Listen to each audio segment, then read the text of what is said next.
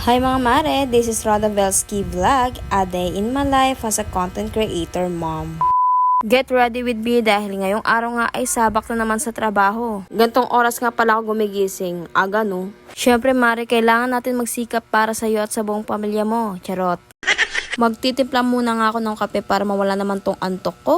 Iniisip ko nga kung anong kape yung titimpla ko. Tapos na-realize ko na wala pala akong choice kasi bukod sa ito lang nandito, ito lang talaga yung paborito ko. At syempre mag-iinit nga muna ako ng tubig. Ang ginagamit ko nga palang tubig dyan, mineral at hindi kriminal. Alam mo ba pinagkaiba ng mineral sa kriminal? Ang mineral ay pure waterization at ang kriminal ay mapriso ka. Kakatawa. Maghihilamos at magtututbrush muna ako for today's video. Ilalagay ko na nga muna tong turban sa ulo ko para naman tong buhok ko hindi humaharang sa mukha ko. Lalo na kung gantong wala akong suklay, manananggal ang atake ko mare. Kapag naghihilamos nga rin ako, sinasabunan ko pa yung mukha ko. Taas mo pa mo mare kung ganto ka din. At ayan, natapos na nga ako maghilamos at magtoothbrush. Ang susunod kong gagawin ay ihanda ang susuotin. Sinusuot ko na nga rin pala to diretso kahit wala pang ligo. Kasi wala nga ako sa mood maligo kapag magtatrabaho ko. Ano mapapake mo? Charot.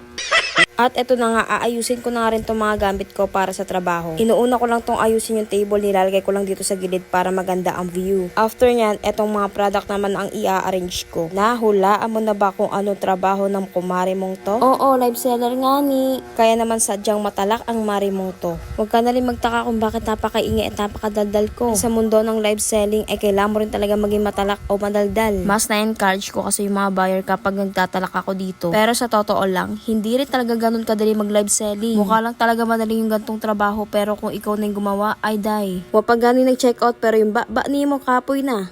Yung tipong puro sila flex pero bandang huli hindi naman nag-check out. Kung nakakapasok lang talaga mare yung kamay ko sa cellphone, nakasampiga na ako. Bago din muna pala ako mag-start mare, syempre mag-aayos muna ako. Panggap muna akong fresh kahit wala akong ligo.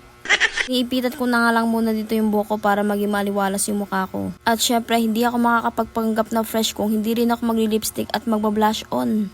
Ganito lang din ako mag-flex ng mga product ko mare. At sa mundo ng live selling, kailangan malawak ang knowledge mo tungkol sa mga benefits ng mga product na finiflex mo. Para kapag tinanong ka ng maligalig mong buyer, makakasagot ka ng maayos mare. In short, hindi ka lutang. Pagkatapos ko nga rin mag-live selling, syempre ililigpit ko na yung mga product ko. After nga nyan, syempre hindi pa ako tapos. Dahil gagawan ko rin to ng content yung mga product ko. Syempre mare, hindi gaganda yung content ko kung wala ring voice over, kaya bino-voice over ko din. Pagkatapos nga nyan mare, syempre magliligpit na ako. Yan nga ang ganap ko sa buhay sa araw-araw. Hanggang dito na lang mare. Huwag kalimutan mag-unfollow sa page ko, hindi mag-share at hindi mag-subscribe sa YouTube ko.